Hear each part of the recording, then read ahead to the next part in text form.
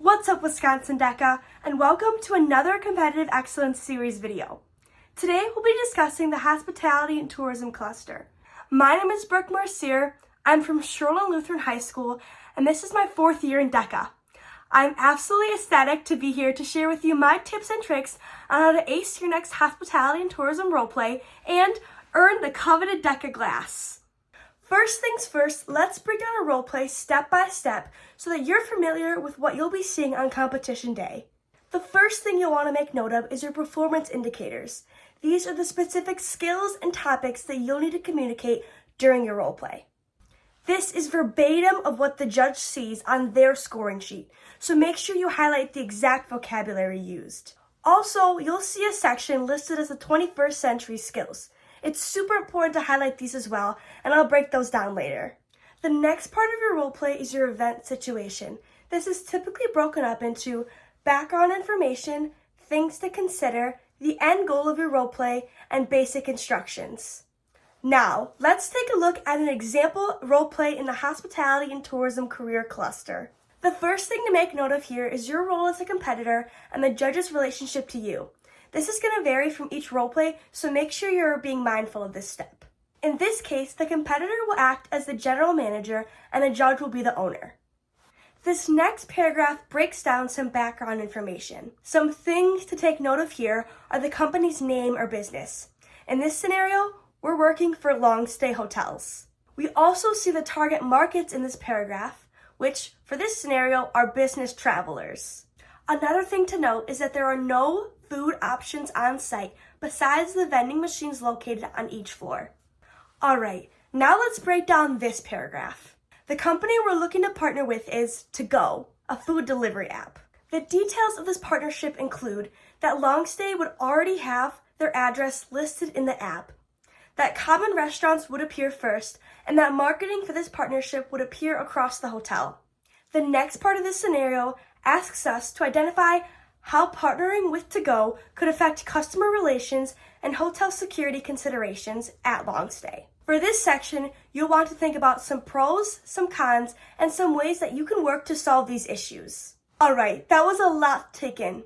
But next, I'll show you how I personally would break this roleplay down. You only have 10 minutes to prep before you present to your judge, so time is really of the essence in this situation. I'll first take a look at the performance indicators and figure out what they mean. Then I'll take a look at the event situation and underline anything that I think could be important when I present to my judge. Here is an outline or a mock-up of a sheet that I would use. The first thing I'll do is write down my role as a competitor, the judge's relationship to me, and the company that I'm working for. If you're following along, this is what your paper should look like so far. I like to treat my performance indicators as a checklist, so I'll write down each performance indicator on my sheet as a list. You'll see that I left quite a bit of space in between each performance indicator. This is so I can make bullet points about what I'll discuss when I'm presenting to the judge. For this first performance indicator, I would start off by saying what word of mouth is and why it's so important to the hospitality and tourism industry. Then I'll dive into what customer service means to me and how important it is to this scenario. I'll be sure to highlight how we can communicate with our guests during this partnership before touching on our target markets and how crucial it is that they have the easiest experience possible. You'll notice that I'm not writing out full sentences here and I'm just writing out some bullet points. This is so I can save some time. For the second performance indicator, I'll touch on how important it is to build a brand image and how we can consistently exceed the expectations that our guests set for us and the expectations that we set for ourselves as a company. I'll highlight that our guests expect safety and convenience when coming to stay at Longstay, and how we can ensure that that's possible by partnering with To Go. And lastly, I'll state by maintaining and exceeding these expectations, we can ensure that our guests keep coming back to us. Moving on to the next performance indicator, I would make sure to mention that there's been recent complaints from guests about the lack of food options at Longstay. Now, while this information isn't specifically listed in the event information, it's okay to make some reasonable inferences during your roleplay. I'll also explain that we want to ensure that these complaints are handled effectively, and this can tie back into my previous point about customer service. And finally, I'll reiterate that I believe that partnering with To Go is the best way to solve these issues. Alright, for this next performance indicator, I would make sure to highlight what a competitive advantage is and how To-Go offers a competitive advantage by delivering food directly to our guests. I would then explain how I think To-Go can be beneficial because our target market is usually business travelers who have long working days and don't want to leave our hotel to go get food.